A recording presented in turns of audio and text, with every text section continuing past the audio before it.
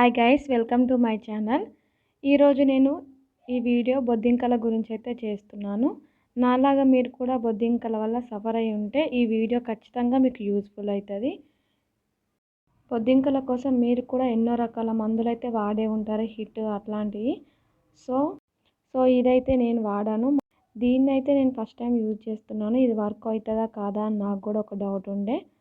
ఇట్లా నైట్ అందరు పడుకున్న తర్వాతనైతే మనకి కిచెన్లో ఎక్కువ ఉంటాయి కాబట్టి కిచెన్లో అక్కడక్కడ డాట్స్ లాగా ఇట్లా పెట్టాలి జెల్ని. మన కిచెన్లో కదా నీట్గా ఉంటే వస్తాయా రావని కొంచెం కిచెన్ని కూడా మెస్సీ ఉంచి పెట్టాను.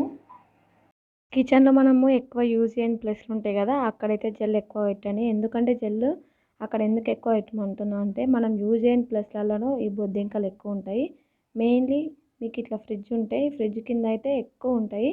అక్కడ ఫ్రిడ్జ్ కింద మనం యూజ్ చేయని ప్లేస్లలోనైతే ఎక్కువ పెట్టండి.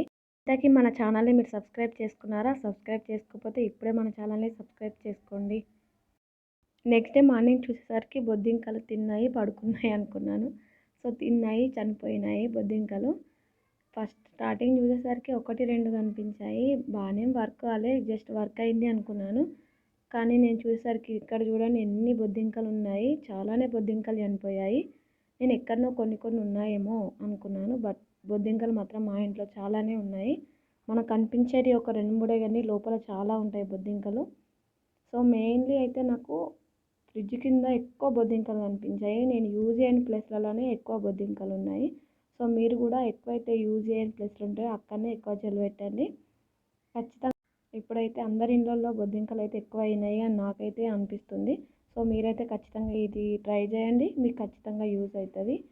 మనం జెల్ని మాత్రం నైటే పెట్టండి, ఎందుకంటే మనం నైట్లో ఆఫ్ చేసిన తర్వాతనే బొద్దింకలు ఎక్కువ తిరుగుతుంటాయి. ఇవి నైట్లోనే బయటకు వస్తాయి, డే టైంలో లోపల ఉంటాయి. సో మనము ఈ నైట్ టైంలో పెట్టి మార్నింగ్ లేచేసరికి అయితే బొద్దింకలు ఇలా చనిపోయి ఉంటాయి. అలాగే జాగ్రత్తలు కూడా తీసుకోవాలండి. చిన్నపిల్లలు ఉన్న వాళ్ళ ఇంట్లో అయితే ఖచ్చితంగా జాగ్రత్తగా తీసుకోండి, ఎందుకంటే చిన్నపిల్లలు ఇది ముట్టినా వాళ్ళు తిన్నా మళ్ళీ లేని ఇబ్బందులు అవుతాయి. సో మనం కూడా జెల్ పెట్టిన తర్వాత కూడా చేతుల్ని శుభ్రంగా కడుక్కోండి. జాగ్రత్తలు అయితే పాటించండి ఫ్రెండ్స్, మీకు ఖచ్చితంగా యూజ్ అవుతుంది ఇది. ఇలా చూసారా, ఇక్కడ మనం వాడే వస్తువుల మీద కూడా వచ్చి పడుకుంటాయి. సో మనము ఇవన్నీ పెట్టిన తర్వాత ఇవన్నీ బొద్దింకలు తీసేసిన తర్వాత కూడా మనం యూజ్ చేసే వస్తువులని ఖచ్చితంగా శుభ్రం చేసుకొని మళ్ళీ వాడాలి.